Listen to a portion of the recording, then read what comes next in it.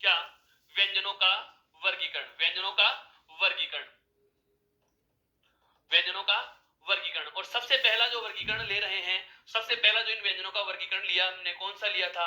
साधारण वर्गीकरण। सबसे पहला जो अभी हमने पढ़ा है वो कौन सा पढ़ा है?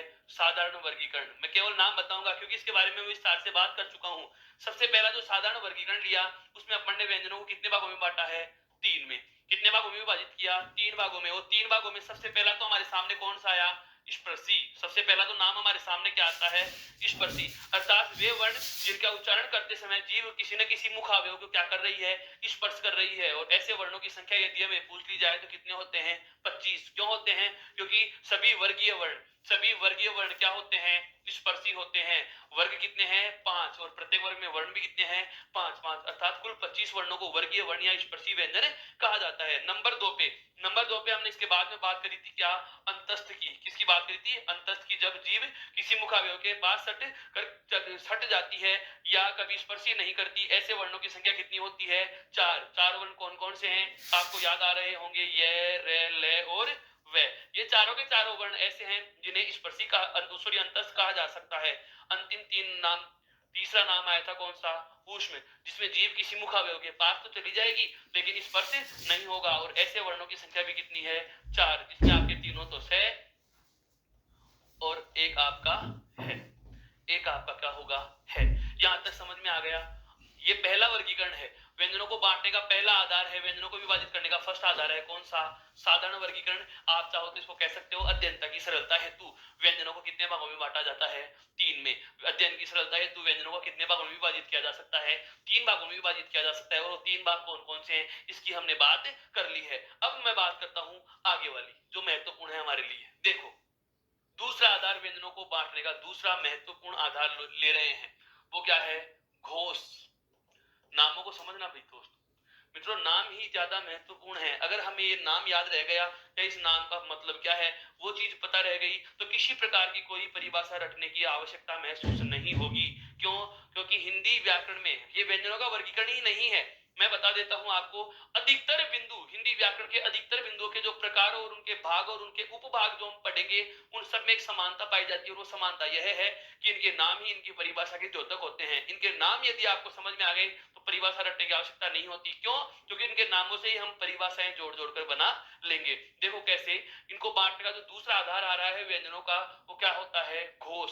घोष का अर्थ क्या होता है वो भी मैं आपको बता देता हूं। घोष का अर्थ लिया जाता है किससे? कंपन से। तो मैं कह सकता हूं घोष या कंपन के आधार पर व्यंजनों के वर्गीकरण का दूसरा जो आधार है वो महत्वपूर्ण आधार है। बहुत ज्यादा महत्वपूर्ण आधार ये इसलिए है कि व्यंजन संधि और विसर्ग संधि पूरी की पूरी इस नाम पे डिपेंडेड है। विसर्ग संधि के पूरे तीनों प्रकार संस्कृत के जो आप सत्व, उतु और ऋतु संधि से पढ़ सकते हैं, या हम जो हिंदी में इसके 9 नियम पढ़ा करते हैं, वो पूरे के पूरे समस्त 9 के 9 नियम, और या संस्कृत के जो मूल व्याकरण में जो 3 प्रकार हैं वो केवल तीनों प्रकार या पूरे के पूरे 9 नियम इस एक शब्द पे निर्भर करते हैं। अगर आपको यह चीज बहुत अच्छे से समझ में आ जाती है तो आपको विसर्ग संधि हो या व्यंजन संधि हो, किसी भी प्रकार की असुविधा का सामना नहीं करना पड़ता। अब बात करते हैं घोष या कंपन के आधार पर व्यंजनों का वर्गीकरण कैसे होता है। ध्यान दो, घोष या कंपन के आधार पर, घोष या कंपन के आधार पर इन व्यंजनों को, घोष या कंपन के आधार पर, घोष या कंपन के आधार पर व्यंजनों को कितने भागों में बांटा जाता है? सबसे पहला सवाल यही हो जाता है, कितने प्रकार होंगे? तो घोष या कंपन के आधार पर व्यंजनों के प्रकार कितने होते हैं? 2। और वो 2 प्रकार कौन कौन से हैं? वो 2 प्रकार कौन कौन से हैं मैं नाम लिख रहा हूं। देखो, एक नाम आता है अघोष। एक नाम तो कौन सा आता है? अघोष व्यंजन। एक नाम तो कौन सा आ गया?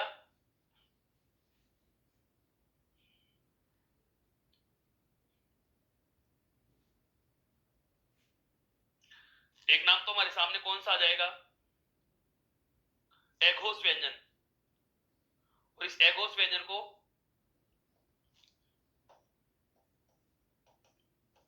दूसरा जो नाम है हमारे सामने वो है सघोष व्यंजन। दूसरा जो नाम है वो क्या है भाई? सघोष व्यंजन। मैं वापस से बता रहा हूं, घोष या कंपन के आधार पर, घोष या कंपन के आधार पर, घोष या कंपन के आधार पर व्यंजनों के कितने प्रकार हैं? 2। घोष या कंपन के आधार पर व्यंजनों के कितने प्रकार हैं?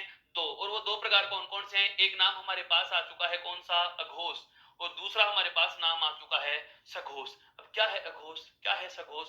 बांटने का आधार क्या है? घोष, और घोष का अर्थ क्या है? कंपन। अब समझो इसको अलग तरीके से। हम कई बार ये कहते हैं कि मोहन की आवाज गूंजती है, राधा की आवाज गूंजती नहीं है, सुरीली है, उसकी आवाज बहुत मीठी है, उसकी आवाज बहुत ज्यादा कंपन करती है, सुनने में भी बहुत ज्यादा बुरी लगती है। किसी की आवाज बहुत ज्यादा मीठी है, सुनने में बहुत अच्छी लगती है। ये आवाज की विशेषता तो होती है कि किसी का गला कैसा हो, किसी का स्वर कैसा हो, लेकिन इस आवाज के साथ साथ यह भी बहुत ज्यादा महत्व रखता है। जितनी ज्यादा आवाज की मधुरता या आवाज की कटुता महत्वपूर्ण है, उसके साथ साथ वर्णों का चयन भी महत्वपूर्ण होता है कि कौन सा वर्ण बोला जा रहा है। बहुत सारे वर्ण ऐसे होते हैं जिनके उच्चारण में आवाज कंपन कम करती है। समझना एक एक चीज को। बहुत सारे वर्ण ऐसे हैं जिनका उच्चारण करते समय आवाज कंपन ज्यादा करती है। अब ध्यान दो, कई वर्ण ऐसे हैं जो गूंज के साथ या कंपन के साथ में बोले जाते हैं, कई वर्ण ऐसे हैं जो बिना गूंज के या बिना कंपन के बोल दिए जाते हैं। ये चीज समझनी है। देखो, बांटने के आधार में सबसे पहला प्रकार हमारे पास क्या आ गया? एघोष। एक नाम क्या हमारे पास क्या आ गया? सघोष। इन शब्दों को समझो। एघोष में क्या है? ए प्लस घोष, ए प्लस घोष, यही लिखा हुआ है। और इधर से घोष का यदि मैं टुकड़ा करूंगा तो क्या होगा? से प्लस घोष। एक तो ए के साथ में घोष जुड़ा हुआ है और एक से के साथ में घोष जुड़ा हुआ है। घोष का मतलब क्या है? कंपन। घोष का मतलब क्या है? कंपन। यहां भी घोष का मतलब क्या है? कंपन। मूल शब्द घोष है और अलग चीज क्या जुड़ी हुई है? से। मैं शब्द को समझना बता रहा हूं ताकि आप परिभाषा बिना रटे भी परिभाषा दिमाग में रख सकते हो। क्योंकि बहुत बार ये होता है कि हम परिभाषाएं रटने के चक्कर में रह जाते हैं और परीक्षा में उदाहरण पूछे जाते हैं, परिभाषाओं से कोई वास्ता ही नहीं रहता। लेकिन हाँ, तथ्य को समझना है तो परिभाषा बहुत अच्छे से समझ में आ जानी चाहिए। और वो समझा रहा हूं क्या कि हमारे पास घोष या कंपन के आधार पर जो दो प्रकार आए, जिसमें नाम एक तो आ गया कौन सा? अघोष, और एक नाम क्या गया? सघोष। अब इस अघोष का मतलब क्या है? ए, मैंने इस शब्द को समझने के लिए इसका विच्छेद कर लिया, ए और घोष, और यहाँ पर भी क्या है? से प्लस घोष। ध्यान देने वाली बात है यहाँ पर दोस्तों क्या कि घोष जो दोनों में कॉमन है, वहां से तो जवाब मिल ही सकता नहीं सकता, ये तो समान है। घोष कंपन दोनों में है। नई चीज इधर क्या जुड़ी हुई है? ए उपसर्ग, और यहाँ पर क्या जुड़ा हुआ है? से उपसर्ग। मित्रों बताना चाहूंगा आपको, जब उपसर्ग पढ़ेंगे तब तो इसको बहुत विस्तार से पढ़ेंगे क्या कि यदि ए उपसर्ग के रूप में जुड़ता है तो ए उपसर्ग के अर्थ में प्रयोग करेंगे, नहीं के अर्थ में। ए उपसर्ग यदि उपसर्ग के रूप में जुड़ रहा है तो किसके अर्थ में आता है? नहीं के अर्थ में आता है। अभी मैंने आपको जब अयोगवाह बताए थे उस समय भी मैंने ये चीज फोकस करी थी क्या कि यदि किसी शब्द के साथ ए उपसर्ग जोड़ दिया जाता है तो वहां पर वो किसका अर्थ देता है? नहीं का अर्थ देता है। और यदि से उपसर्ग जोड़ दिया जाता है, यदि से उपसर्ग जोड़ दिया जाता है तो वह किसका अर्थ देता है? साथ। किसका अर्थ देता है? साथ। या इसके पर्याय शब्द के रूप में हम लिख सकते हैं क्या? सहित। किसका अर्थ देता है? सहित का। दोनों चीजें वापस से बता रहा हूं। घोष या कंपन के आधार पर जो दो नाम आए हैं, मैंने उन दोनों नामों का विच्छेद किया है, उपसर्ग और मूल शब्द अलग किया। तो जैसे उपसर्ग और मूल शब्द अलग किया तो हमें पता चला कि ए उपसर्ग के साथ में घोष मूल शब्द है और से उपसर्ग के साथ में घोष मूल शब्द है। घोष का अर्थ क्या ले रहे हैं? कंपन या आवाज का गूंजना या स्वर तंत्री का गूंजना। हम किसी वर्ण को बोलते हैं तो स्वर तंत्री कंपन करती है। अब यहाँ पर ध्यान दो, ए का मतलब कंपन नहीं करती और से का मतलब कंपन के साथ में होता है उच्चारण। यदि किसी वर्ण का उच्चारण करते समय या किसी व्यंजन का उच्चारण करते समय आपकी स्वर तंत्री का या मैं कहूं स्वर तंत्री यदि घोष या कंपन नहीं करती, अब समझ में आ रहा है मेरा परिभाषा समझाने का तरीका कि अघोष किसे कहा जाएगा? कि वे वर्ण जिसको उच्चारित करते समय स्वर तंत्री या आवाज कंपन नहीं करती, क्योंकि ए का मतलब क्या होता है? नहीं। ए का मतलब क्या होता है? नहीं। ए उपसर्ग के रूप में जुड़ा हुआ है, ए का अर्थ क्या होता है? नहीं। यदि स्वर तंत्री कोई कंपन नहीं कर रही है तो इसका मतलब उच्चारित ध्वनि कौन सी है? अघोष। और यदि किसी वर्ण को बोलते समय आवाज कंपन के साथ आ रही है, स्वर तंत्री उसका कंपन के साथ उच्चारण कर रही है, कंपन सहित उच्चारण कर रही है, तो वो वर्ण क्या कहलाएगा? सघोष। अब हम इनकी दोनों की परिभाषाएं बोल सकते हैं। पहले मैं बोलूंगा अघोष की परिभाषा। अघोष का मतलब क्या हुआ? ए नहीं, घोष का मतलब गूंज या कंपन। कि वे वर्ण या वे व्यंजन जो बिना कंपन के बोले जाते हैं या जिनके उच्चारण में स्वर तंत्री में कोई कंपन नहीं होता, तो उन वर्णों को क्या नाम दिया जाता है? अघोष नाम दिया जाता है। उन वर्णों को क्या नाम दिया जाता है? अघोष। बात आ जाती है सघोष की। सघोष किसे कहते हैं? कि वे वर्ण जिनके उच्चारण में वे वर्ण जिनके उच्चारण में आवाज कंपन करती है या जिनको उच्चारण स्वर तंत्री के कंपन के साथ होता है, कंपन या घोष के सहित जिनका उच्चारण होता है, वो क्या कहलाते हैं? सघोष। ये दोनों चीजें समझ में आ जाती है। इसके बाद में सवाल याद आता है, देखो एघोष का तो हमने क्या टुकड़ा किया, ए प्लस घोष, यानी कि जिनके उच्चारण में कंपन नहीं होता, जिनके उच्चारण में कंपन नहीं होता, वे वर्ण जो बिना किसी कंपन के या जिनके उच्चारण में आवाज किसी प्रकार का कोई कंपन नहीं करती, वो तो क्या कहलाती है? अघोष कहलाती है। वो तो क्या कहलाती है? एघोष। और जिनके उच्चारण में कंपन होता है वो क्या कहलाती है? सघोष। ठीक है। सघोष में क्या होता है? जो उच्चारण कंपन के साथ में किया जाता है, यानी कि आवाज कंपन करती है, जिन वर्णों के उच्चारण में आवाज कंपन करती है तो उन्हें क्या कहा जाता है? सघोष। अब बात करते हैं कि एघोष तो कौन कौन से होंगे। सवाल यही तो आता है कि सर परिभाषा तो समझ में आ गई, अब हमें यह बताइए कि एघोष वर्ण कौन कौन से हैं और सघोष वर्ण कौन कौन से हैं। एघोष तो कौन कौन से हैं और सघोष व्यंजन कौन कौन से हैं। तो देखो एघोष वर्णों में आएंगे, मैं कहूं प्रत्येक वर्ग का पहला दूसरा वर्ण। एक सवाल है मेरा आप लोगों से, मैं यहां पर कितने वर्ण लिख चुका हूं बताएं जरा, 2 या 10? मैं पूछ रहा हूं। मैंने लिखा एघोष वर्ण होते हैं प्रत्येक वर्ग का पहला और दूसरा वर्ण। बिल्कुल, हाँ दोस्तों, क्योंकि प्रत्येक वर्ग की बात कर रहे हैं तो वर्ग कितने होते हैं? 5। वर्ग कितने होते हैं? 5। और प्रत्येक वर्ग का कौन कौन सा पहला और दूसरा वर्ण ले रहा हूं। अभी मैंने आपको बताया था कि वर्ग कितने हैं? 5 वर्ग हैं। और प्रत्येक वर्ग का कौन कौन सा वर्ण ले रहे हैं? पहला और दूसरा। पहला और दूसरा। वर्ग कितने हैं? 5। तो कितने वर्ण हो गए? 5 दूनी 10। वर्ण कितने हो गए? 10। तो प्रत्येक वर्ग का पहला और दूसरा वर्ण की अगर हम बात करें तो कितने वर्ण हो गए? 10। इसके अलावा तीसरा और चौथा और पांचवा वो किस में जाएगा? वो कहां चला जाएगा? सघोष में। तो सघोष में क्या लिखेंगे? प्रत्येक वर्ग का तीसरा, चौथा और पांचवा। प्रत्येक वर्ग का तीसरा, चौथा और पांचवा। अब समझ में आ रहा है मित्रों आपको कि मैंने उस समय जब वर्ग लिखे थे उनके ऊपर जो संख्या डाली थी वो क्यों डाली थी। मैंने बार बार कहा था आपको क्या कि इन वर्गों का जो वर्ण का जो नंबर है वो हमें पता रहे कि कौन से वर्ग का पहला वर्ण, कौन से वर्ग का दूसरा वर्ण क्या होता है। तो ये चीजें हमारे समझने में थोड़ी आसानी आ जाती है, या पूरी वर्णमाला वापस से लिखने की आवश्यकता हमें महसूस नहीं होती। हमें पता चल गया कि वर्गीय जो 25 हैं उन 25 को हमने 2 भागों में देखा है क्या कि प्रत्येक वर्ग का पहला और दूसरा तो किस में जाएंगे? अघोष में। और प्रत्येक वर्ग का तीसरा, चौथा और पांचवा किस में चले जाते हैं? सघोष में। अब बात आती है अंतस्थ और ऊष्म की। तो देखिए अंतस्थ वाले य, रे, ले और वे, चारों के चारों अंतस्थ। और ऊष्म में केवल एक वर्ण कौन सा है? इन पांचों के पांचों व्यंजनों को यहां पर कितने हो गए? 5 या 15, क्योंकि प्रत्येक वर्ग में से 3-3 वर्ण ले रहा हूं। कुल वर्गों की संख्या कितनी है? 5। तो कितने वर्ण हो चुके? 15 वर्ण। कितने वर्ण हो गए? 15। और 15 के बाद में ये 16वां, ये 17वां, ये 18वां, ये 19 और ये 20। अर्थात यदि आपसे सवाल पूछ लिया जाता है क्या कि अघोष सघोष वर्णों की संख्या कितनी होती है, सघोष वर्णों की संख्या कितनी होती है, तो सघोष वर्णों की संख्या कितनी होती है मित्रों? 20 होती है।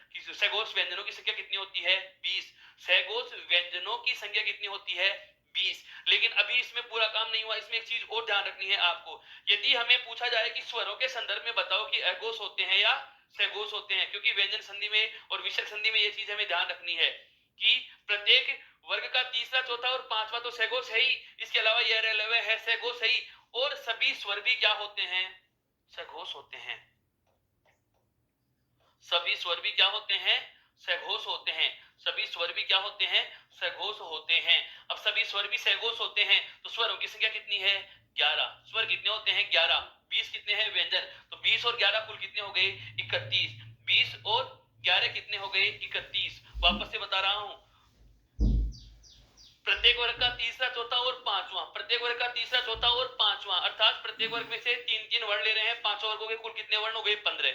इसके बाद में चारों अंतस्थ वाले और ऊष्म का एक वर्ण कौन सा है? ये 15 और 5 20 होते हैं सघोष व्यंजन। 20 क्या होते हैं? सघोष व्यंजन। अगर पूछा जाए कि सघोष वर्ण कितने होते हैं, वर्ण का मतलब स्वर और व्यंजन दोनों को समाहित करते हुए बताना है। मैं बार बार बोल रहा हूं, वर्ण के ही दो भेद हैं, स्वर और व्यंजन। जहां भी वर्ण का नाम आए तो समझना स्वर और व्यंजन दोनों की चर्चा की जा रही है, और अकेले की कोई बात होगी तो या तो स्वर की बात होगी या व्यंजन की। जब भी वर्ण शब्द संबोधन में मिले या वर्ण शब्द आपको श्रवण में आए या सुनने में आता है तो आपका दिमाग में आंसर यही आना चाहिए कि स्वर और व्यंजन दोनों को शामिल करते हुए बोलना है।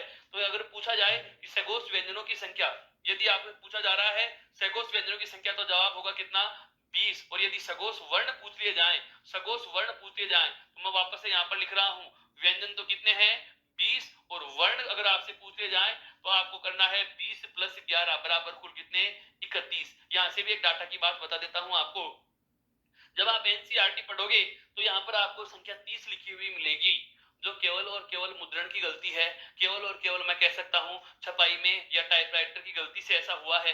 यदि उन 30 वर्णों को भी आप गिनते हो, एनसीईआरटी में लिखे हुए 30 वर्णों को भी आप अगर गिनते हो 1 2 3 4 की तरह, तो आपकी संख्या 31 ही होगी। कल फिर से आप ये मत कर देना कि सर आपने तो 31 बता दिए, जबकि हमें तो एनसीईआरटी में साफ साफ शब्दों में लिखा हुआ है कि सगोश वर्णों की संख्या 30 होती है। तो ऐसा नहीं है, सगोश वर्णों की वास्तविक संख्या कितनी होती है, 31 होती है। और वो 31 कौन कौन से होते हैं ये चीज हमें बहुत अच्छे से पता चल चुकी है। अब बचा क्या है, देखो प्रत्येक वर्ग का पहला और दूसरा बच गया, तो वो किसमें आ गया, एगोस में। और ऊष्म वर्ण के तीनों से बचे हुए हैं, ऊष्म वर्ण के तीनों से बचे हुए हैं, तालव्य, मूर्धन्य और दंत्य वाले तीनों से। ये तीनों के तीनों से भी किसमें शामिल किए जाते हैं, एगोस में। तो 5 दूनी 10 तो ये हो गए, और 3 से यानी कि 13 वर्ण होते हैं क्या, एगोस, और 31 वर्ण क्या होते हैं, सेगोस। ये बात आपको बहुत अच्छे से क्लियर हो गई होगी। मैं पूरी बात को एक बार दोहरा रहा हूं, 1 मिनट के लिए ध्यान से सुनना।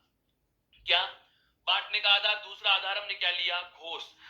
व्यंजनों के वर्गीकरण का, व्यंजनों के वर्गीकरण का दूसरा आधार हमने क्या लिया है, घोष या कंपन के आधार पर। किसके आधार पर, घोष या कंपन के आधार पर व्यंजनों का वर्गीकरण। अब घोष या कंपन के आधार पर जो व्यंजनों का वर्गीकरण है वो दो भागों में हो रहा है, एक ऐसे जो बिना कंपन के हैं, एक ऐसे जो कंपन सहित हैं। तो जो बिना कंपन वाले हैं उनको तो मैंने नाम क्या दे दिया, अघोष। जो कंपन सहित वाले हैं उनको मैंने नाम क्या दे दिया, सघोष। बात आती है परिभाषा क्या हो सकती है, तो परिभाषा क्या होगी कि वे वर्ण जो बिना कंपन के या बिना गूंज के या बिना घोष के बोले जाते हैं उन्हें अघोष कहा जाता है, और वे वर्ण जो घोष या कंपन या गूंज के साथ में बोले जाते हैं उनको क्या कहा जाता है, सघोष कहा जाता है। अघोष वर्णों की संख्या कितनी होती है, 13 होती है। कौन कौन से होते हैं, प्रत्येक वर्ग का पहला और दूसरा, इसके अलावा तीनों से। प्रत्येक वर्ग का पहला, दूसरा और तीनों के तीनों से क्या होते हैं, अघोष होते हैं। बात आती है सघोष किसे कहा जाता है, तो जो घोष गूंज या कंपन के साथ उच्चारित होते हैं उन्हें सघोष कहा जाता है। सघोष कौन कौन से हैं, तो प्रत्येक वर्ग का तीसरा, प्रत्येक वर्ग का चौथा और प्रत्येक वर्ग का पांचवा। इनके साथ ये रे, ले, वे और ये है। इसके साथ मैं बात कहूं या कह सकते हैं कि प्रत्येक वर्ग का तीसरा, चौथा और पांचवा यानी कि अंतिम वाले तीन तीन वर्ण, 15 वर्ण तो ये हो गए, और सारा का सारा अंतस्थ वर्ग, पूरा का पूरा अंतस्थ वर्ग। और एक ऊष्म का कौन सा वर्ण है, ऊष्म वर्ग का कौन सा वर्ण है। यहां से एक प्रश्न ऐसे भी पूछा जा सकता है आपसे कि ऐसा कौन सा ऊष्म वर्ण है, या वह वर्ण जो ऊष्म तो है, वह वर्ण जो ऊष्म तो है लेकिन अघोष नहीं है। ऊष्म में तीनों से आ गए, ऊष्म तो है लेकिन अघोष नहीं है। अघोष में कौन सा नहीं है, जबकि ये ऊष्म तो है। ऐसा प्रश्न भी आता है। प्रश्न के शब्दों को बहुत गहराई से पढ़ना, एक एक शब्द क्या कह रहा है, अगर आप उसे स्पष्ट तरीके से समझ पाएंगे तो प्रश्नों का जवाब मुश्किल नहीं होता। विकल्प तो हमारे सामने है, जवाब भी हमारे सामने होता ही है, 4 विकल्पों में से कोई एक। पर हम कब पहुंच पाते हैं वहां तक, जब हमारे जहन में ये हो कि ये पूछ क्या रहा है। जब तक आपके दिमाग में प्रश्न ही स्पष्ट तरीके से समझ में नहीं आता तो जवाब चुन पाना मेरी नजर में शायद असंभव सा ही होता है। और ये मुनासिब भी तभी होगा जब हमें बहुत अच्छे से इस बात का पता हो कि तथ्य क्या कहना चाह रहा है। इसमें 2 लाइनें बोल रहा हूं मैं, प्रश्न सुनना वापस से। वह वर्ण जो ऊष्म तो है, वह वर्ण जो ऊष्म तो है लेकिन अघोष नहीं है। ऊष्म तो है, ऊष्म कितने हैं, 4, तीनों से और एक है। ऊष्म कितने हैं, 4। वह वर्ण जो ऊष्म तो है लेकिन अघोष नहीं है, अघोष नहीं है वर्ण क्या है, सघोष है वर्ण क्या है, सघोष है। ये वाली बात आपको याद रह जाएगी। इसके अलावा हमने क्या पढ़ा कि सभी स्वर भी क्या होते हैं, सघोष। सभी स्वर भी क्या होते हैं, सघोष। बात आई संख्या की सघोष के, तो केवल व्यंजनों की संख्या पूछी जाए तो आंसर क्या होगा, 20। केवल व्यंजन तो कितने हैं, 20, क्योंकि 33 व्यंजन है कुल, और 33 में से 13 जो एगोस हैं उनको हटा देंगे तो बचे हुए कितने रह गए, 20। बात आ जाती है वर्णों की संख्या पूछ ली जाए क्या कि सघोष वर्णों की संख्या कितनी होगी, तो हमारा जवाब क्या रहेगा, 31 होगी। कितनी होगी, 31। और 31 कौन कौन से हैं, ये चीज क्लियर हो चुकी है। अब आगे बढ़ते हैं अगले वर्गीकरण पे। देखो हाँ बिल्कुल, स्क्रीनशॉट लेना चाहो या इसको और स्पष्ट देखना चाहो तो आप देख सकते हैं 1 मिनट के लिए कि हमने क्या लिखा है। हाँ, अब आगे बढ़ते हैं। बिल्कुल, बिल्कुल आगे बढ़ते हैं। ये आपको सब मिलेंगे इसमें, परिभाषाएं, परिभाषाओं के साथ इसकी सारणी आपको हमारे ई उत्कर्ष ऐप पर ये सब पीडीएफ के फॉर्मेट में उपलब्ध है। आप वहां से भी ये चीज प्राप्त कर सकते हैं क्लास नोट्स के अकॉर्डिंग। और ये वाला जो वीडियो है ये भी आपको उत्कर्ष के इस ई उत्कर्ष के ऐप पे हर समय उपलब्ध रहेगा। बहुत मामूली से शुल्क पे सारी चीजें उपलब्ध हैं। आप और बहुत कुछ इस ऐप पर आपको फ्री भी मिल रहा है। आप नियमित इसको लाइक और शेयर करते रहें, कमेंट करते रहें, जो भी आपके सुझाव हैं वो चीज लिखते रहें। कोई सवाल है वो भी करते रहें। लाइव पे कमेंट अगर आपको रिप्लाई नहीं मिल पाता है, लेकिन आपके कमेंट का रिप्लाई आपको जरूर मिल पाएगा।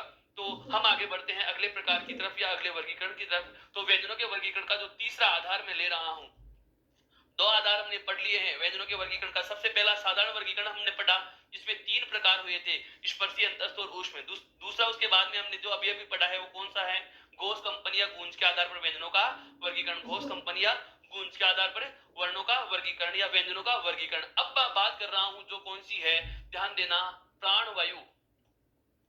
व्यंजनों के वर्गीकरण का महत्वपूर्ण आधार है प्राणवायु। अब यहाँ पर प्राणवायु का संदर्भ लिखते ही विज्ञान वर्ग के विद्यार्थी ये सोचने लग जाते हैं या सामान्य जो प्रतियोगिता परीक्षाओं का जो प्रतिस्पर्धा का बहुत अच्छे से मेहनत कर रहा विद्यार्थी होता है उनको सबको ये पता होता है कि प्राणवायु का नाम आते हैं हमारे जहन में एक ही सवाल आता है या एक ही आंसर आता है, कौन सा, ऑक्सीजन।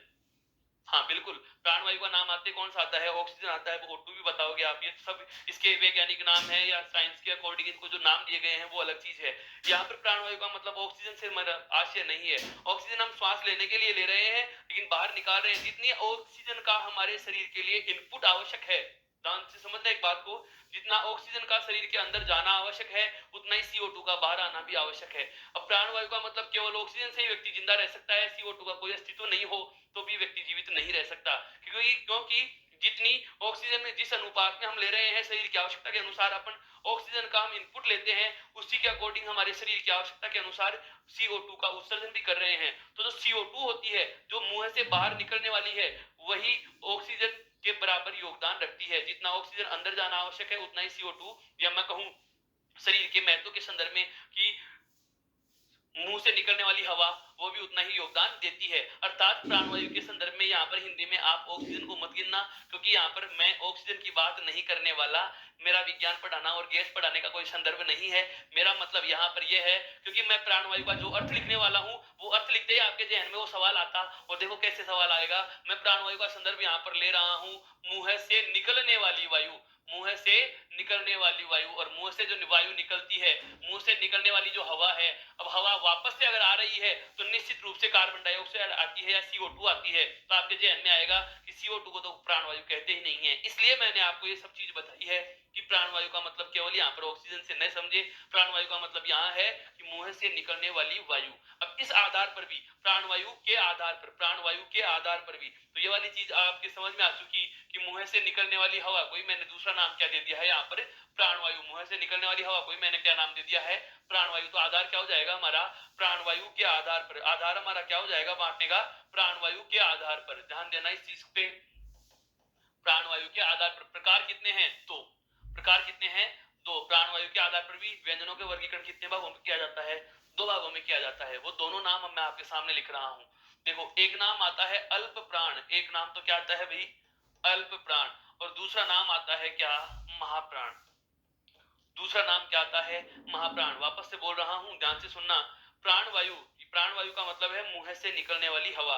किसी भी वर्ण का उच्चारण करते हैं तो हमारे मुंह से आवाज आती है या नहीं आती। कोई ऐसे तो है ना कि हाँ केवल होठ ही हिला रहे हो और आवाज ही नहीं निकालते और सब कुछ कह देते हैं। हाँ है, सांकेतिक भाषा में ये चीज मैंने आपको कल बताई भी थी कि जब बोले भी नहीं और लिखे भी नहीं, केवल संकेत या इशारों से सब कुछ बातों का या विचारों का आदान प्रदान करते हैं, तो वहां पर भाषा कौन सी होती है, सांकेतिक भाषा होती है। वहां यहाँ मेरा सांकेतिक भाषा से संदर्भ नहीं है। मेरा संदर्भ यह है कि जब हम किसी भी ध्वनि का उच्चारण करते हैं, जब हम कोई भी बात वर्ण शब्द या वाक्य के रूप में बोलते हैं, उच्चारण करते हैं, तो मुंह से जो आवाज आ रही है, जो ध्वनि बाहर आ रही है, उस आवाज के साथ साथ हवा भी बाहर निकलती है। बहुत माइनर चीज समझने की है। मुंह से आने वाली ध्वनि के साथ जो हवा होती है, उस हवा की मात्रा कितनी है, वह कितनी मात्रा में बाहर आ रही है, उसके आधार पर भी व्यंजनों का वर्गीकरण किया जाता है। कितने भागों में, 2 भागों में। और वो दोनों नाम कौन कौन से हैं, एक नाम है अल्प प्राण एक नाम है कौन सा, महाप्राण। अर्थात मुंह से निकलने वाली वायु के आधार पर, मुंह से निकलने वाली वायु के आधार पर वर्णों को कितने भागों में बांटा गया, दो भागों में बांटा जाता है। व्यंजनों को कितने भागों में बांटा गया, दो भागों में बांटा गया। कौन कौन सा नाम, अल्प प्राण और महाप्राण। अब क्या होता है अल्प प्राण और क्या होता है महाप्राण, उस चीज को समझो। सबसे पहले मैं जैसे अल्प प्राण का विच्छेद करूं तो अल्प प्राण में दो शब्द हैं, एक तो है अल्प और दूसरा क्या है, प्राण। अल्प प्राण में दो शब्द हैं, एक तो क्या है अल्प और एक इसमें क्या जुड़ा हुआ है, प्राण। अल्प यहाँ पर उपसर्ग के रूप में जुड़ा हुआ मान सकते हैं, या पर संयोग पद भी कह सकते हैं। यहाँ पर ये विशेषण का रूप जुड़ा हुआ है, जैसे महा, और महा के साथ में क्या जुड़ा हुआ है, प्राण। महा और प्राण, यहाँ पर प्राण प्राण जो दोनों में समान है। अब जो चीज दोनों में कॉमन हो जाती है, बार बार कह रहा हूं ध्यान दे लेना, अभी मैंने आपको बताया था जब एगोस और सेगोस आए थे उस समय मैंने कहा था, और बहुत बार ये चीज मैं दोहराऊंगा भी, कि हिंदी व्याकरण के बहुत सारे व्याकरणिक टॉपिकों को नाम की परिभाषा उन्हीं शब्दों में छुपी हुई होती है। यदि हमें ये नाम समझ में आ जाते हैं तो परिभाषा को अलग से याद करने की या लिखने की आवश्यकता नहीं होती। यहाँ पर ध्यान देना है, क्या जो चीज दोनों में कॉमन है वहां से तो हमें प्रश्न का जवाब नहीं मिल सकता, यहाँ से तो मेरे को बेस मिलता है कि ये चीज है क्या। प्राण का संदर्भ है प्राणवायु से, प्राण का संदर्भ किससे लिया गया है, प्राणवायु से। क्या, कि प्राणवायु यानी कि मुंह से निकलने वाली हवा के आधार पर। यहाँ पर एक तो है अल्प प्रकार का वर्ण और एक कौन सा है, महाप्रकार का वर्ण। और हमें पता है अल्प का शाब्दिक अर्थ क्या होता है, कम। अल्प का शाब्दिक अर्थ क्या होता है, कम, न्यून या थोड़ा। अगर आप इसको स्त्रीलिंग में कहें तो क्या कह सकते हैं, थोड़ी, यही कहेंगे। अल्प का मतलब क्या होता है, न्यून, कम, जरा सा, जिसको हम कह सकते हैं थोड़ा या थोड़ी मात्रा में। और एक होता है महा, जिस महा का अर्थ होता है ज्यादा, जिसको हम कह सकते हैं अधिक, या हम कह सकते हैं बड़ा, अधिक, ज्यादा या बड़ा। वापस से समझना, प्राणवायु के आधार पर या मुंह से निकलने वाली हवा के आधार पर वर्णों का वर्गीकरण हमने कितने भागों में किया, दो भागों में। और दो भागों में कौन कौन से आए, एक तो नाम आ गया अल्प प्राण और दूसरा नाम क्या गया, महाप्राण। अल्प प्राण को अपन ने शाब्दिक विच्छेद किया, इसका शब्द का अगर हम टुकड़ा करते हैं तो हमारे पास दो नाम निकल के आए, एक तो अल्प और एक क्या, प्राण। महाप्राण का जब विच्छेद कर रहे हैं तो दो नाम फिर से निकल के आ गए, एक तो महा और एक क्या, प्राण। महा का मतलब ज्यादा, अल्प का मतलब कम, प्राण का मतलब मुंह से निकलने वाली हवा। तो परिभाषा यहां से बना रहा हूं, अब शब्दों पे गौर करना, कि यदि किसी वर्ण के उच्चारण में, यदि किसी वर्ण के उच्चारण में प्राण वायु, यदि किसी वर्ण के उच्चारण में, यदि किसी वर्ण के उच्चारण में प्राण वायु या मुंह से निकलने वाली हवा कम मात्रा में बाहर आती है, मुंह से निकलने वाली हवा कम मात्रा में या थोड़ी मात्रा में बाहर आती है, तो वह क्या कहलाता है, अल्प प्राण कहलाता है। ऐसा कोई भी व्यंजन वर्ण या ऐसा कोई भी वर्ण जिसका उच्चारण करते समय मुंह से निकलने वाली हवा अल्प मात्रा में, कम मात्रा में, थोड़ी मात्रा में, जरा सी मात्रा में बाहर आती है, या लगता है बाहर आ ही नहीं रही, ऐसा महसूस होता है, तो उस वर्ण का नाम क्या होगा, अल्प प्राण होगा। उस वर्ण का नाम क्या होगा, अल्प प्राण। और जिस वर्ण का उच्चारण करते समय, कोई भी वर्ण हो चाहे वो, जिसको बोलते समय मुंह से निकलने वाली हवा या प्राण वायु, मुंह से निकलने वाली हवा या प्राण वायु ज्यादा या अधिक मात्रा में या बड़ी मात्रा में, ज्यादा, अधिक या बड़ी मात्रा में बाहर आ रही है, प्राण वायु या मुंह से निकलने वाली हवा ज्यादा मात्रा में बाहर आती है, तो ऐसे वर्णों का नाम होगा महाप्राण। ऐसे वर्णों का नाम क्या होगा, महाप्राण। अब इन दोनों चीजों को हम बहुत अच्छे से समझ चुके हैं परिभाषा के संदर्भ में, कि अल्प प्राण तो क्या होता है, अल्प प्राण तो क्या होता है, जिसका उच्चारण करते समय प्राण वायु या मुंह से निकलने वाली हवा, प्राण वायु या मुंह से निकलने वाली हवा कम मात्रा में बाहर आती है, तो उसे क्या नाम दिया जाएगा, अल्प प्राण। महाप्राण क्या होता है, जिसका उच्चारण करते समय, जिसका उच्चारण करते समय प्राण वायु या मुंह से निकलने वाली हवा ज्यादा मात्रा में बाहर आती है, तो वो क्या होता है, महाप्राण। अब बात आती है कौन सा अल्प प्राण है और कौन सा महाप्राण है। देखिए हम इनको लिखते हैं कि कौन सा अल्प प्राण है और कौन सा महाप्राण है, कौन सा अल्प प्राण है और कौन सा महाप्राण है। इस चीज को हमें और समझना है। देखो एक बार, अल्प प्राण वर्णों की बात कर रहा हूं मैं। सबसे पहले अल्प प्राण वर्ण कौन कौन से हैं, मैं उनकी बात कर रहा हूं।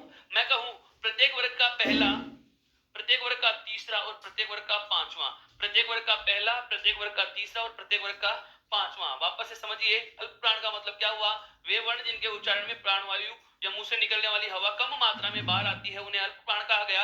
और प्रत्येक वर्ग का पहला, तीसरा और पांचवा, प्रत्येक वर्ग का पहला, तीसरा और पांचवा, ये तीनों के तीनों वर्ण क्या कहलाते हैं, या हम कहें कि प्रत्येक वर्ग के पहला, तीसरा और पांचवे, ये तीनों के तीनों वर्गों के वर्ण क्या कहला रहे हैं, अल्प प्राण। इसके साथ साथ, इसके साथ साथ और कौन कौन से वर्ण हैं जो अल्प प्राण में आएंगे, वो ध्यान देने वाली बात है। क्या,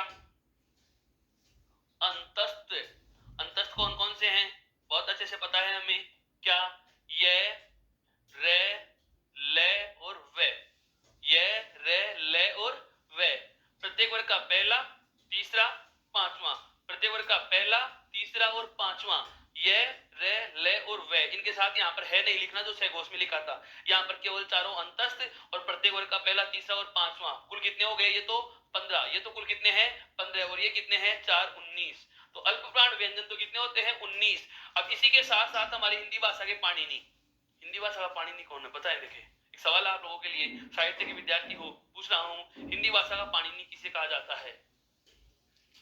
पाणिनि का मतलब यह है कि जैसे संस्कृत भाषा की व्यवस्थित व्याकरण लिखने वाले प्रथम व्याकरणाचार्य थे पाणिनि महोदय, ठीक उसी प्रकार से हिंदी भाषा की व्यवस्थित व्याकरण लिखने वाले व्यक्ति जिनको पाणिनि की उपमा दी जाती है, हिंदी भाषा के पाणिनि की उपमा, वो व्यक्ति हैं। आपको मैं नाम बता देता हूं, जीके की दृष्टि से याद रख सकते हैं। क्या व्यक्ति का नाम है? कामता प्रसाद गुरु।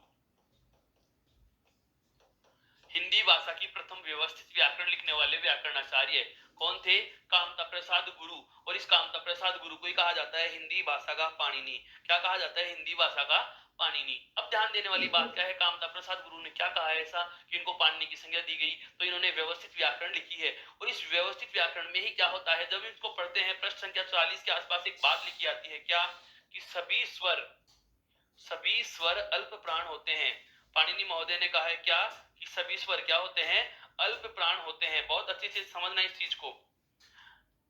अल्प प्राण वर्ण किसे कहा जाता है? वे वर्ण जिनका उच्चारण करते समय मुंह से निकलने वाली हवा कम मात्रा में, अल्प मात्रा में बाहर आती है, उन्हें क्या कहा गया? अल्प प्राण वर्ण कहा गया।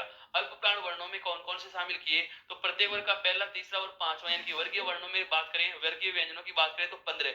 उसके बाद हमने अंतस्थ के चारों कौन कौन से, ये रे ले और वे को भी इसमें शामिल कर लिया। तो ये कुल कितने हो गए? 19 वर्ण। ये कुल कितने हो गए? 19। और इसके अलावा सभी स्वर भी क्या होते हैं? अल्प प्राण। स्वर कितने? 11 और 19 कौन? व्यंजन। कुल संख्या कितनी हो गई?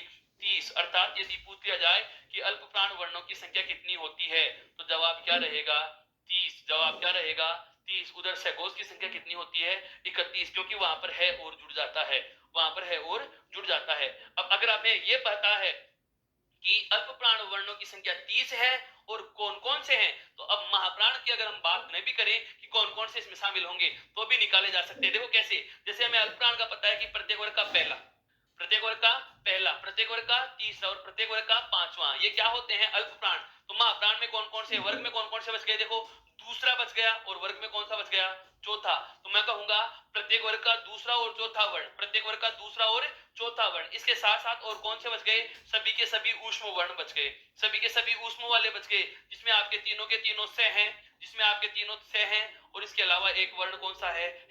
एक वर्ण कौन सा है? तीनों से और एक आपका कौन सा है? वर्ण। तो 5 दूनी 10, तो ये वर्गीय वर्ण हो गए, और 4 अंतस्थ, सॉरी ऊष्म वाले। तो 10 + 4 बराबर हम कह सकते हैं कि महाप्राण वर्णों की या महाप्राण व्यंजनों की संख्या कितनी होती है? 14। महाप्राण वर्णों की या महाप्राण व्यंजनों की संख्या कितनी होती है? 14। और अल्प प्राण वर्णों की संख्या कितनी होती है? 30। कौन कौन से हैं? हमें बहुत अच्छे से ये चीज पता चल चुकी है। एक बार आप चाहे तो इसका भी स्क्रीनशॉट ले सकते हैं, और साथ में कुछ लिख रहे हैं तो वो वाले विद्यार्थी भी आप इसको लिख सकते हैं। तो अब तक हमने जो पढ़ा है वर्णों के वर्गीकरण का, जो विभाजन का जो दूसरा आधार था, कौन सा लिया था हमने? घोष, कंपन या गुंज के आधार पर। कितने भागों में बांटे? 2 भागों में, एघोष और सैघोष। अब बात हमने जो दूसरी आरंभ करी है, प्राणवायु। प्राणवायु का संबंध हमने कहां से लिया है? मुंह से निकलने वाली वायु के आधार पर। और मुंह से निकलने वाली वायु के आधार पर कितने भागों में विभाजित किया? 2 में। कौन कौन से? अल्प प्राण और महाप्राण। अल्प का मतलब कम मात्रा में हवा जिसमें बाहर आएगी, महाप्राण का मतलब जिसमें हवा ज्यादा मात्रा में बाहर आती है। उसके बाद में हमने बात आरंभ करी है कौन कौन सी, कि अल्प प्राण कौन कौन से हैं और महाप्राण कौन कौन से हैं। संख्या का अगर पूछ लिया जाए तो अल्प प्राण की संख्या होगी 30, और महाप्राण वर्णों की संख्या होती है कितनी? 14। एक बार इनका स्क्रीनशॉट लें ताकि हम आगे बढ़े।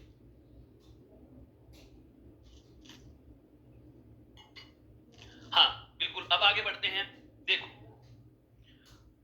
वर्णों के वर्गीकरण का अगला आधार है वो क्या है? ध्यान दो, उच्चारण के आधार पर।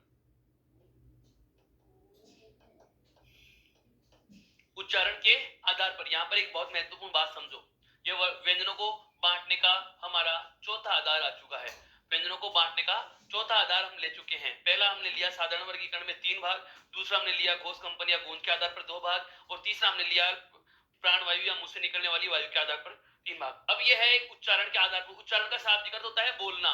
किसी वर्ण का हम उच्चारण कर रहे हैं, किसी वर्ण को हम बोल रहे हैं, उसके आधार पर भी व्यंजनों के कितने भाग होते हैं। इसके ठीक बाद में मैं भी आपको सिर्फ हिंट दे रहा हूं कि मैं आगे चर्चा कहां लेके जाऊंगा। इसके ठीक बाद में अपन एक और प्रकार पढ़ेंगे, चौथा, वो सॉरी पांचवा आधार जो आएगा वो आएगा उच्चारण स्थान। वो क्या आएगा? उच्चारण स्थान। दोस्तों इन दोनों में अंतर क्या है, जरा सा फर्क करेगा। उच्चारण, उच्चारण का मतलब तो क्या होता है? बोलना। स्थान का मतलब क्या होता है? जगह। क्या होता है? जगह। अब इन दोनों नामों को समझना, क्योंकि नाम को सुनते ही भ्रम हो जाता है कि उच्चारण और उच्चारण स्थान दोनों एक हैं या अलग अलग हैं, एक है तो क्यों नहीं है, या अलग अलग है तो क्यों, वो समझो। उच्चारण का मतलब क्या होता है? केवल बोलना, कि किसी वर्ण का या किसी व्यंजन का आप उच्चारण कैसे कर रहे हैं, कौन सा व्यंजन किस तरीके से बोला जाता है, उस आधार को तो हम क्या कहेंगे? उच्चारण के आधार पर। और एक होता है कौन सा व्यंजन कहां से बोला जा रहा है, कौन से व्यंजन को बोलते समय मुख का कौन सा अवयव क्रियाशील है, मुख के में जो क्रियाएं हो रही हैं, जीभ किसी भाग के पास जा रहा है, किसी भाग को स्पर्श कर रहा है, तो वो स्पर्श वाली जो जगह है या जो उच्चारण का जो स्थान है वो तो कौन सा माना जाएगा? उच्चारण स्थान। वो तो क्या माना जाएगा? उच्चारण स्थान। और जो उच्चारण बोलने का तरीका हो रहा है उस तरीके को हमने क्या नाम देंगे? उस तरीके को हम नाम क्या देंगे? उच्चारण स्थान। उस तरीके को हम नाम क्या देंगे?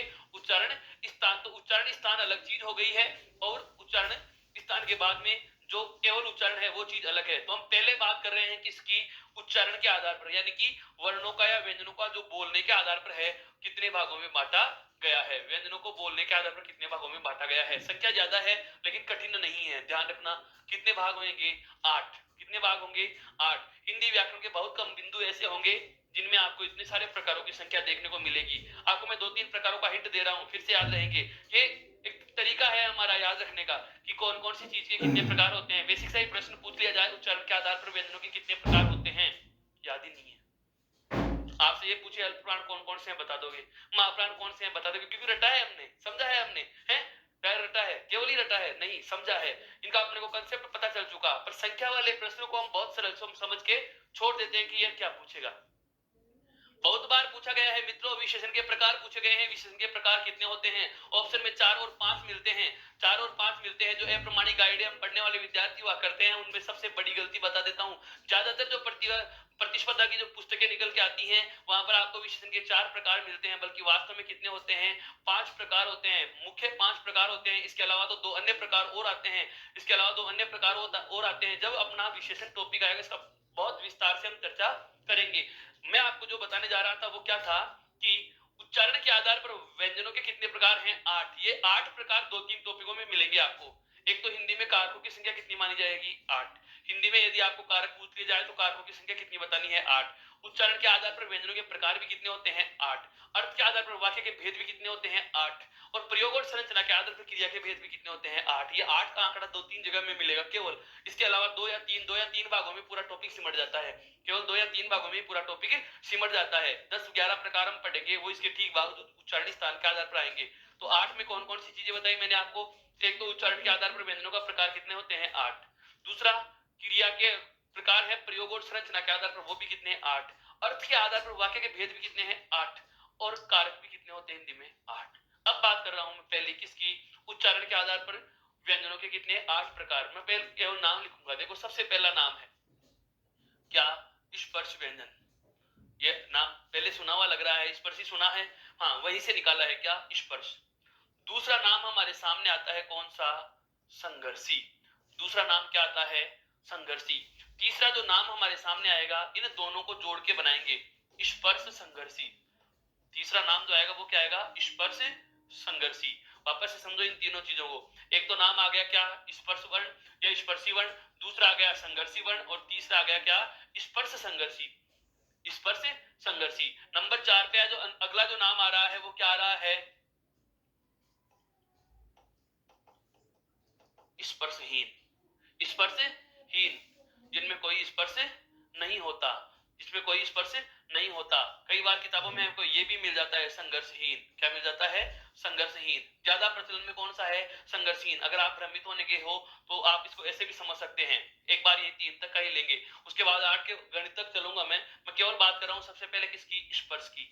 स्पर्श का मतलब क्या है? हमने अभी अभी सुना था कि ऐसा कोई भी वर्ण जिसका उच्चारण करते समय जीभ किसी मुख अवयव को स्पर्श कर रही है, वो क्या कहलाता है? स्पर्शी। और स्पर्शी में वहां पर हमने संख्या कितनी पढ़ी? 25। लेकिन मित्रों आपको मैं एक बात बता देना चाहूंगा, उन स्पर्श की जो 25 हैं, उन 25 को भी हम यहाँ पर और भागों में बांट देंगे। उन 25 को भी हम यहाँ पर 3 भागों में लिख देंगे, और वो 3 भाग कौन कौन से आएंगे भी मैं आपको बता रहा हूँ। केवल यहाँ पर स्पर्श, जिनमें केवल स्पर्श होता है, संघर्ष नहीं हो रहा है, नाक में उनका जिनका उच्चारण नहीं हो रहा है, वो अलग प्रकार में गिने जाएंगे, क्योंकि वो तो था साधारण वर्गीकरण।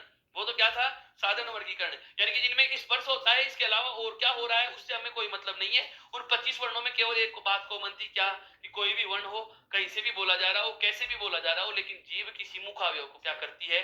स्पर्श करती है। ऐसे तो कितने वर्ण हैं? 25। लेकिन जिनमें केवल स्पर्श होता है, स्पर्श के अलावा अन्य कोई प्रक्रिया नहीं हो रही, स्पर्श के अलावा घर्षण नहीं होता, स्पर्श के अलावा कोई संघर्ष नहीं करना पड़ता, स्पर्श के अलावा नाक में से किसकी ध्वनि नहीं आ रही, ऐसे वर्णों की अगर बात करें तो वो हो गया बोलने का तरीका, उच्चारण के आधार पर। तो इसमें उनको भी हम और ज्यादा भागों में बांट लेंगे। जो 25 वर्ण हैं उनको भी हम 2-3 भागों में बांटेंगे। तो सबसे पहले हमें केवल इनके नाम कंफर्म करने हैं। सबसे पहला नाम क्या आया? स्पर्श। उसके बाद में जो दूसरा नाम आ रहा है वो क्या आ गया हमारे लिए? संघर्षी। अर्थात जिसमें प्राण वायु को बाहर आने के लिए संघर्ष करके बाहर आना पड़ता है। और अभी मैंने आपको ये चीज बताई भी थी, संघर्ष क्या होता है?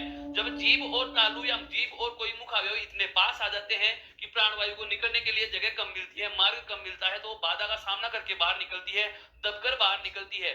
जैसे इसको इस उदाहरण से समझ सकते हैं, हम सड़क से किनारे, और किनारे के बाद में हम किसी गली में एंटर हो जाते हैं। हमने देखा कि प्रारंभ में तो गली की चौड़ाई थी वो बहुत ज्यादा थी, प्रारंभ में तो गली की चौड़ाई क्या है? बहुत ज्यादा है। हम आराम से चलते जा रहे हैं, हम आराम से चलते जा रहे हैं। लेकिन जैसे जैसे हम आगे बढ़ते गए और गली का मार्ग क्या होता गया? संकरा होता गया। गली का मार्ग क्या होता गया? उसकी चौड़ाई कम होती गई। लास्ट में एक समय ऐसे आ जाता है कि जो हम ऐसे चल रहे थे वैसे घूम करके ऐसे निकलने की कोशिश करते हैं। इसका मतलब यह हुआ कि अब हमें भीड़ भाड़ के क्षेत्रों में भी हम कई बार देखते हैं कि ऐसे सीधे नहीं जाया जा सकता, तो हम ऐसे एक तरफ से करवट सी लेकर के निकलने की कोशिश किया करते हैं। तो जब मार्ग संकरा हो गया, जाहिर सी बात है बाहर निकलने के लिए क्या करना पड़ता है? संघर्ष करना पड़ता है, बाधाओं का सामना करना पड़ता है। तो वे वर्ण जिनका उच्चारण करने के लिए प्राणवायु को संघर्ष करके बाहर आना पड़ता है, वो कौन से होते हैं? संघर्षी। वो वर्ण कौन से होते हैं? संघर्षी। और वे वर्ण जिसमें किसी प्रकार का कोई संघर्ष नहीं हो रहा है, केवल स्पर्श होता है, वो क्या होते हैं? स्पर्शी। अब अगला जो मैंने तीसरा नाम लिखा है वो इन दोनों को जोड़ के लिखा है। क्या? कि वे वर्ण जिनमें स्पर्श तो होता ही होता है, लेकिन स्पर्श के साथ साथ मुंह से निकलने वाली हवा, स्पर्श तो होगा जीभ का, किसी न किसी मुखावयव को छुएगी तो कौन? जीभ। लेकिन जीभ जब मुखावयव को स्पर्श करती है, उसके साथ ही साथ क्या होता है? मुंह से निकलने वाली प्राणवायु को संघर्ष भी करना पड़ता है। अर्थात मेरा कहने का आशय यह हुआ कि जिसमें स्पर्श और संघर्ष, जिसमें स्पर्श और संघर्ष दोनों हो, वो क्या होते हैं? स्पर्श संघर्षी। वो क्या होते हैं? स्पर्श संघर्षी। अगला नाम हम जो लिखेंगे वो यहीं से निकाल रहा हूं मैं, कौन सा? नासिके। अगला नाम मैं कौन सा निकाल रहा हूं? नासिके। नासिका का मतलब यह होता है जिसका उच्चारण करते समय हवा का ज्यादातर भाग कहां से निकलता हो? नाक से निकलता है।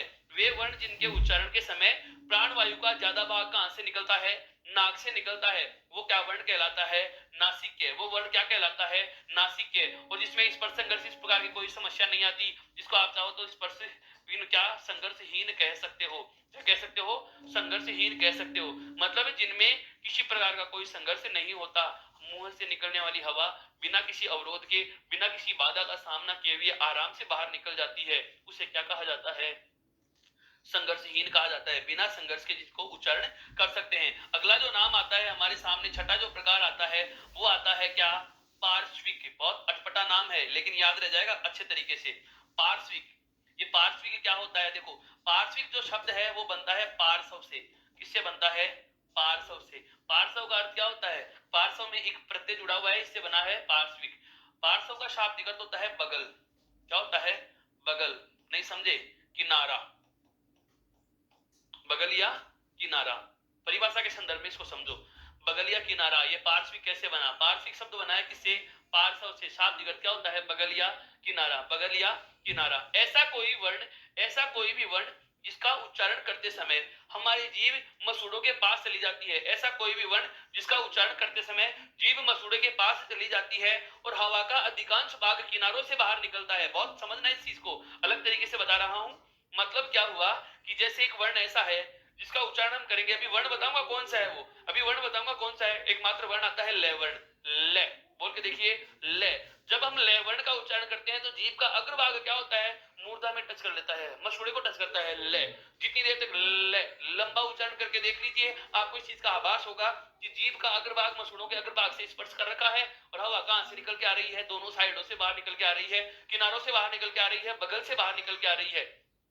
तो जब हवा का अधिकांश भाग बगल से या किनारों से बाहर निकलता है, किनारे का मतलब पार्श्व, और पार्श्व से क्या कह दिया, पार्श्विक। पार्श्व से क्या बना लिया, पार्श्विक, अर्थात जिसमें किनारों से हवा का ज्यादातर भाग बाहर निकलता हो, ऐसा वर्ण क्या कहलाता है, पार्श्विक वर्ण कहलाता है। उसके बाद में अगला जो नाम आता है वो आता है प्रकंपित। नाम क्या आता है, प्रकंपित, प्रकंपित, प्रकंपित।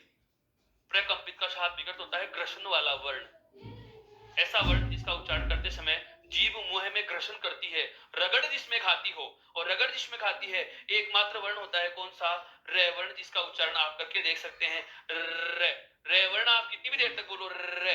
रे वर्ण का जब हम उच्चारण करते हैं तो हमारी जीभ क्या करती है, मुंह में घर्षण करती है, रगड़ खाती है, इसीलिए इसका नाम क्या होता है, प्रकंपित। क्या होता है, प्रकंपित। अंतिम और आखिरी का जो इसका प्रकार होता है मित्रों, आठवां मैं इधर नाम लिख रहा हूं केवल, और जो आठवां नाम आता है वो नाम आता है आपका क्या, ताड़न जात। इसके बारे में हमने बहुत अच्छे से चर्चा करी थी आरंभ में आते ही क्लास में, जब मैंने आपको ये बिंदुओं का फॉर्मेट समझाया था। जब मैंने आपको ये बिंदुओं का फॉर्मेट समझाया था कि किसी भी वर्ण के ऊपर भी, बाद में भी, नीचे भी और पहले भी बिंदु लगा सकते हैं। इन सभी बिंदुओं के नाम भी अलग अलग हैं, हालात भी अलग अलग हैं और वर्ण भी अलग अलग हैं। तो इनमें जो नीचे वाली बिंदी लगाई थी हमने ट वर्ग के तीसरे और चौथे वर्ण पे, ट वर्ग के तीसरे और चौथे वर्ण पे। तो ये दोनों के दोनों वर्ण क्या होते हैं, ताड़नजात। इसी का दूसरा नाम हमें क्या मिलता है, उत्क्षिप्त। क्या मिलता है भाई, उत्क्षिप्त। अर्थात इनका उच्चारण करते समय जीभ इतना झटका खाती है, ऐसे लगता है जैसे वर्ण को बाहर फेंक रही हो।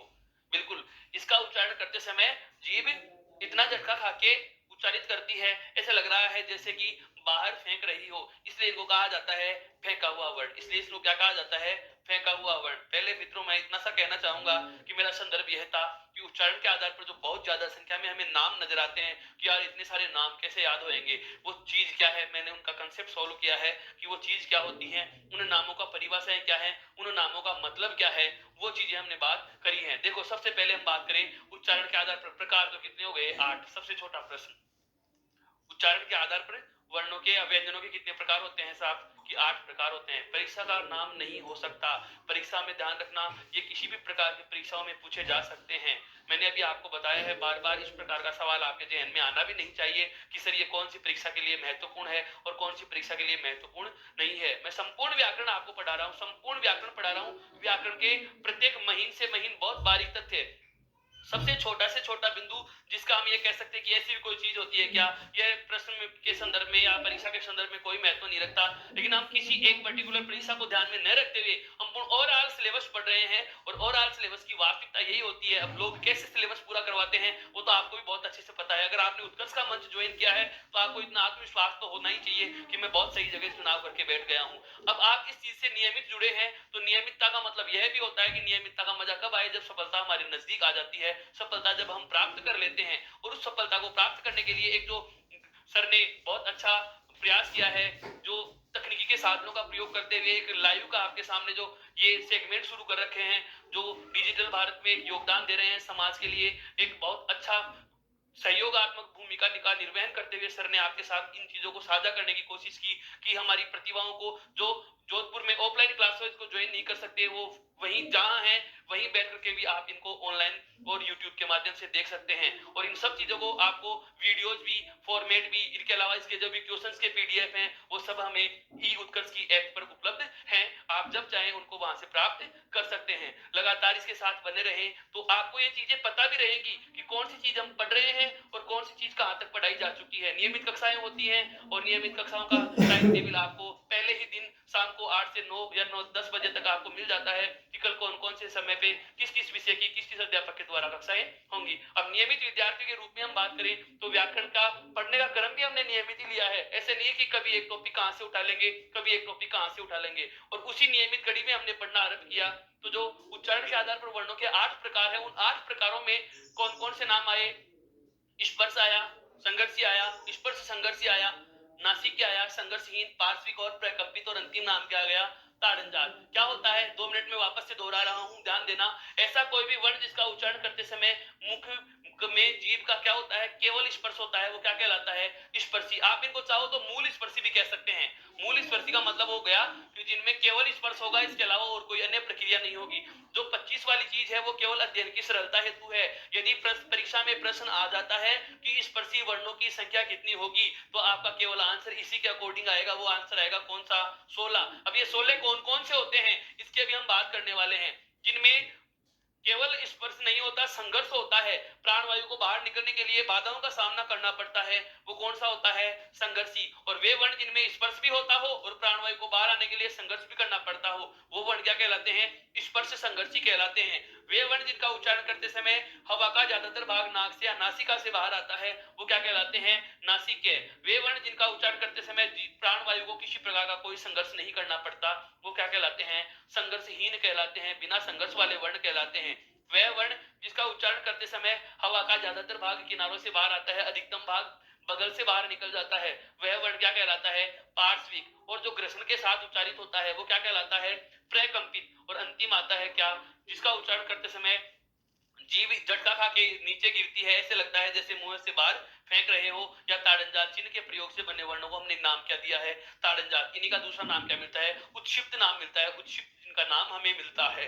हम बात करते हैं कि कौन कौन से वर्ण किसमें गिने जाएंगे। जो हमारे व्यंजन है कौन से? 33। इन 33 व्यंजनों में कौन सा तो स्पर्शी है और कौन सा संघर्षी है, कौन सा स्पर्श संघर्षी है, कौन सा पार्श्विक है, कौन सा प्रकंपित है? तो देखो, सबसे पहला हमने बात करना चाहा तो सबसे पहला नाम हमारे पास क्या आया?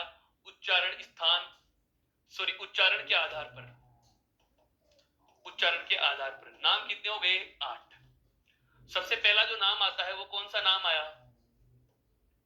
हाँ बिल्कुल, स्पर्श वर्ण। नंबर 2 पे जो नाम आ रहा है वो नाम कौन सा आया? संघर्षी।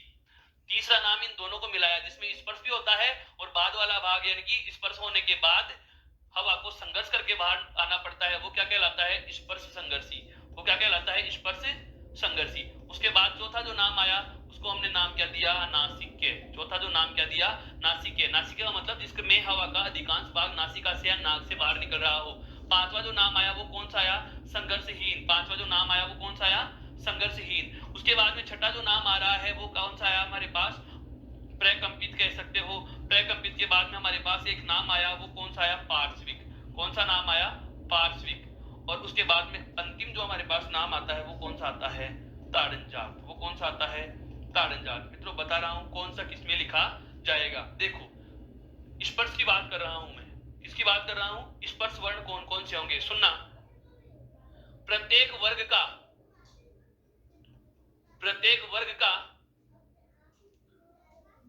पहला, दूसरा, तीसरा, चौथा।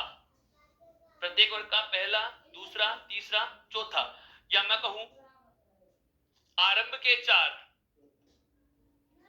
आरंभ के 4, लेकिन च वर्ग को छोड़कर। समझ में आया क्या कुछ? हिंदी में वर्ग कितने हैं? मैंने अभी आपको बताया था वर्ग कितने हैं? 5। कौन कौन से? क, च, ट, त और प। वर्ग कितने हैं? 5 वर्ग हैं। क, च, ट, त, प। इन सभी वर्गों का प्रथम 4 वर्ण, लेकिन च वर्ग नहीं होना चाहिए। तो वर्ग कितने बच गए? वर्ग कितने बच गए? एक तो क वर्ग हो गया, एक ट वर्ग हो गया, एक त वर्ग हो गया, और एक कौन सा हो गया? प वर्ग हो गया। वापस से समझना, वे वर्ण जिनमें केवल स्पर्श हो रहा है, वे वर्ण जिनमें केवल स्पर्श हो रहा है उन्हें क्या कहा जाता है? स्पर्शी। स्पर्शी वर्णों की संख्या कितनी होती है? 16 होती है। कितनी होती है? 16। और वो 16 कौन कौन से हैं वो मैं बता रहा हूं। देखो, प्रत्येक वर्ग का पहला, दूसरा, तीसरा और चौथा, लेकिन च वर्ग को छोड़कर। तो च वर्ग का तो एक भी नहीं आएगा, ये तो हट ही गया। च वर्ग को तो हमने क्या कर दिया? हटा ही दिया, क्योंकि इसको तो शामिल ही नहीं कर रहे हैं ना। तो तो च वर्ग को पूरा हटा देने के बाद में हमारे पास कौन कौन से वर्ग बच गए, कै टे ते और पे, और इनके भी कौन से आरंभ के चार चार वर्ण, आरंभ के चार का मतलब ये हो गया कि कै टे ते और पे, इन सभी वर्गों का पंचमाक्षर शामिल नहीं करना, पंचमाक्षर शामिल नहीं होगा। अब पंचमाक्षर को आप शामिल नहीं करोगे तो चार वर्ग हमारे पास रहे कै टे ते और पे, और पांच चार पंजे कितने होते हैं 20, इन सभी वर्गों का पंचमाक्षर हटा दिया तो कितने वर्ण हटा दिए, चारों में से चार वर्ण हटा दिए, कितने बच गए 16। अब इतनी बड़ी लाइन अगर हमें याद नहीं रहे, इतनी बड़ी लाइन अगर हमें याद नहीं रहे तो हम ये भी कह सकते हैं, देखो इसको दूसरे तरीके से हम शॉर्ट फॉर्म में भी लिखना चाहें का कि प्रत्येक वर्ग का पहला दूसरा तीसरा चौथा इतना सारा याद न करें और इन सबको हटा करके हम शॉर्ट रूप में लिखना चाहें तो हम ये भी लिख सकते हैं। कैसे लिखेंगे इसको जरा देखो, दूसरे तरीके से मैं आपको लिखना बता रहा हूं।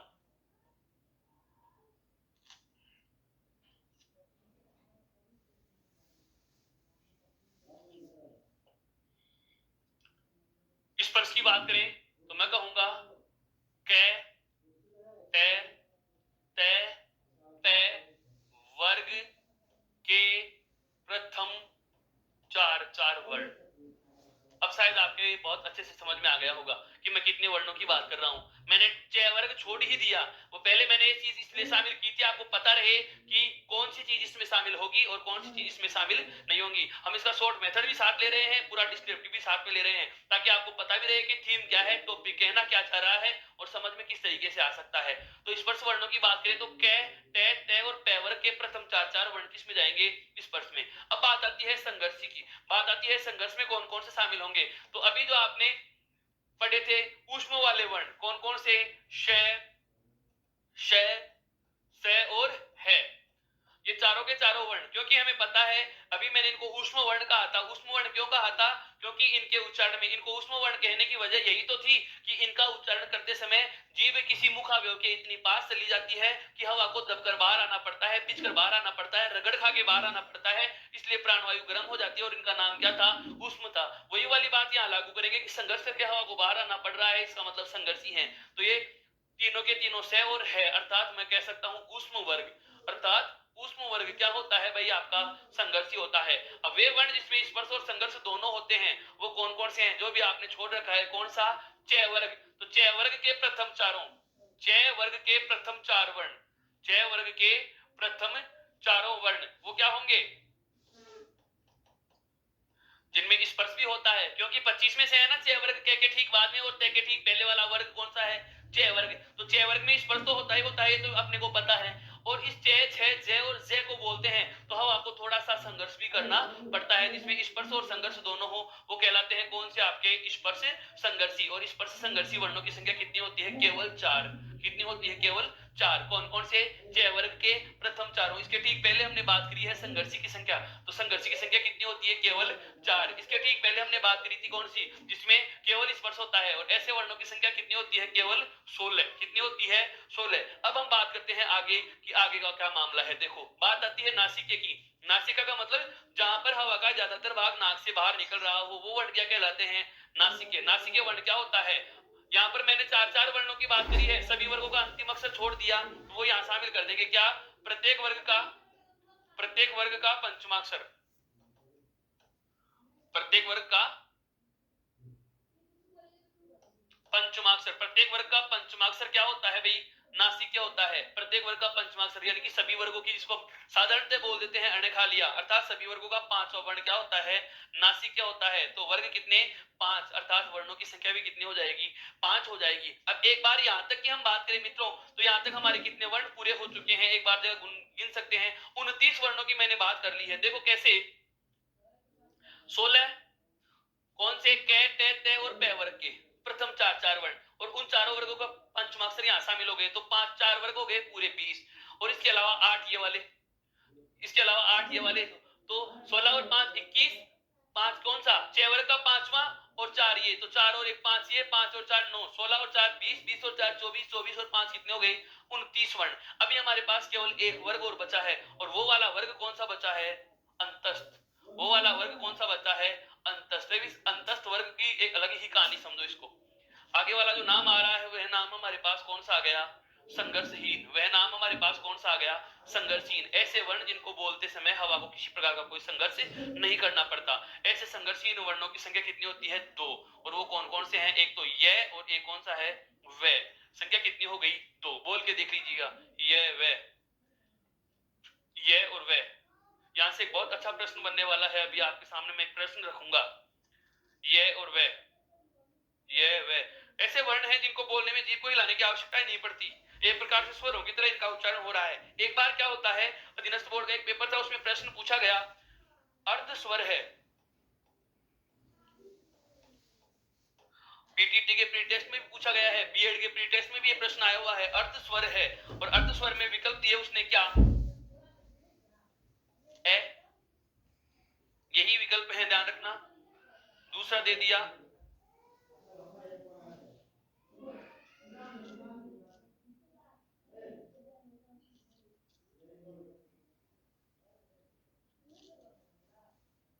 दूसरा विकल्प जो उसने दिया था उसमें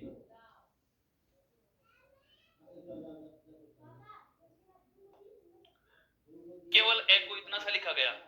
इसके ऊपर लाइन है, ध्यान रखना, ए को आधा, ए की खड़ी पाई को हटा दिया गया है। ये वाली चीज हाईलाइट करके देख सकते हैं आप, ठीक है। उसके बाद में तीसरा उसने लिखा क्या?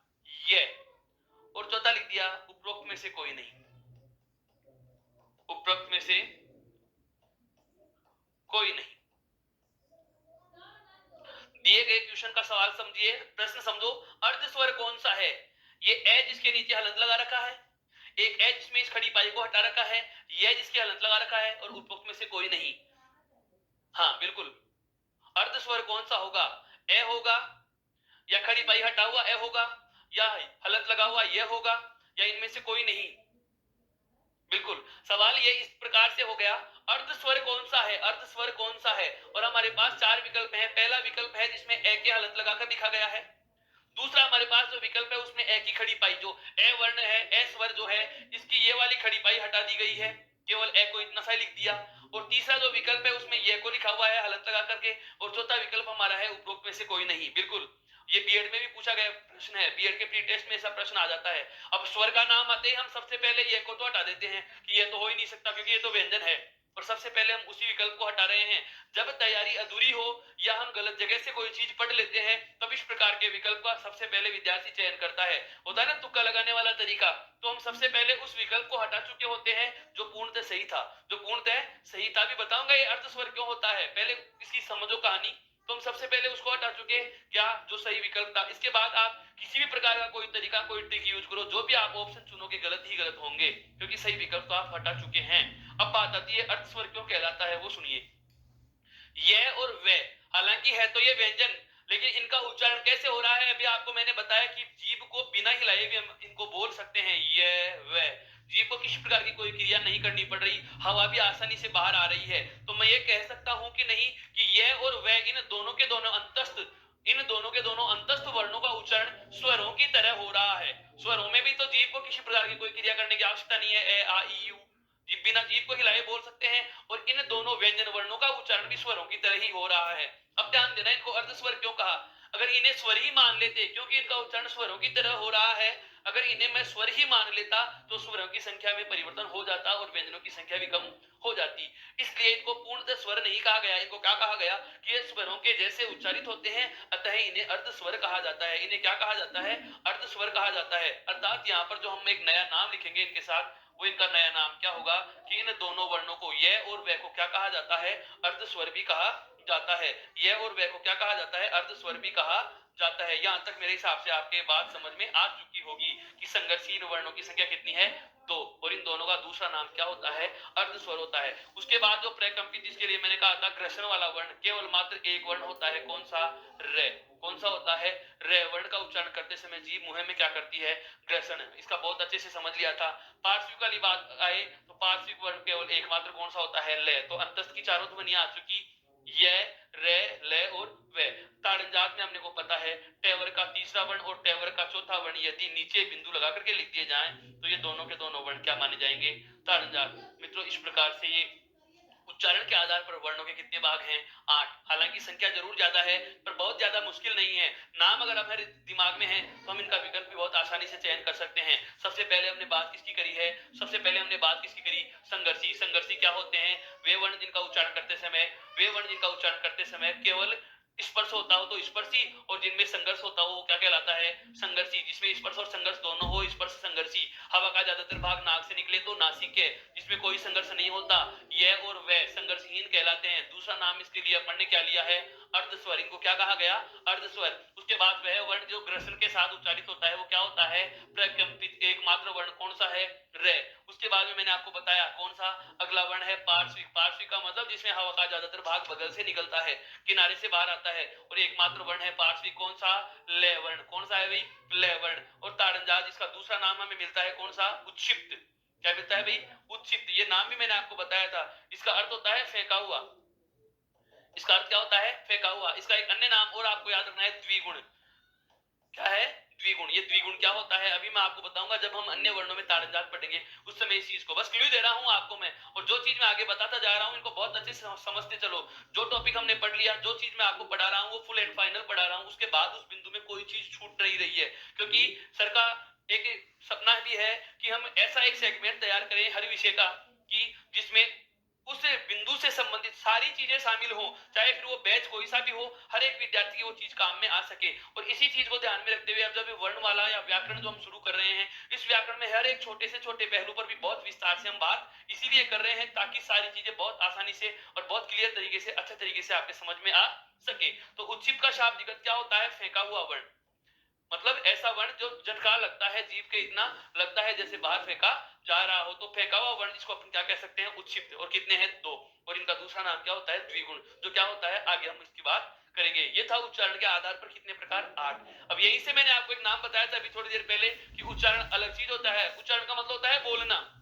उच्चारण का मतलब क्या होता है, बोलना। किसी भी वर्ण का आप उच्चारण किस तरीके से कर रहे हैं, कौन सा वर्ण किस तरीके से बोला जा रहा है, इस आधार पर तो वर्णों के प्रकार कितने हो गए, 8। अब आगे वाला जो मैं आधार ले रहा हूं, आगे वाला जो मैं आधार लूंगा वो लूंगा उच्चारण स्थान के आधार पर। उच्चारण स्थान के आधार पर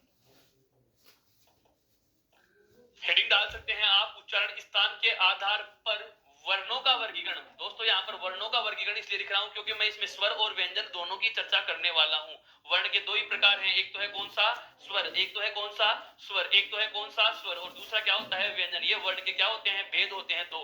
और एकमात्र ऐसा वर्गीकरण जो दोनों का कॉमन है, जिसमें स्वर और व्यंजन दोनों को बांटेंगे। जैसे स्वरों को बांटने के 4 आधार थे। सबसे पहला मात्रा के आधार पर, उसके बाद ओष्ठाकृति के आधार पर, उसके बाद जीव की क्रियाशीलता, और इसके बाद हमने पढ़ा था तालु की स्थिति, जिसकी हमने इससे ठीक पहले वाली कक्षा में बहुत अच्छे विस्तार से चर्चा कर ली है। व्यंजनों का भी एक अकेला जो स्वतंत्र विभाजन होता है वो 4 प्रकार में आपको बता चुका हूं। सबसे पहले साधारण वर्गीकरण में 3 भाग, स्पर्शी, अंतस्थ और ऊष्म। उसके बाद में दूसरा नाम हमने जो नाम लिया है वो कौन सा था, घोष या कंपन के आधार पर अघोष और सघोष। कौन सा अघोष होता है, कौन सा सघोष होता है, इस बारे में हम बात कर चुके हैं। प्रत्येक वर्ग का तीसरा चौथा पांचवा यह और सभी स्वर क्या होते हैं, सघोष।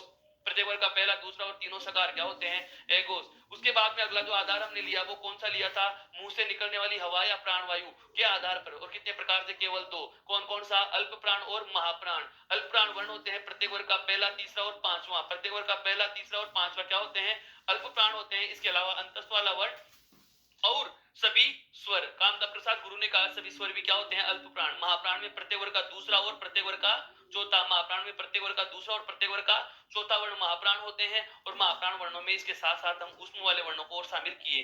फिर अंतिम जो चौथा आधार हमने लिया बोलने के आधार पर या उच्चारण के आधार पर।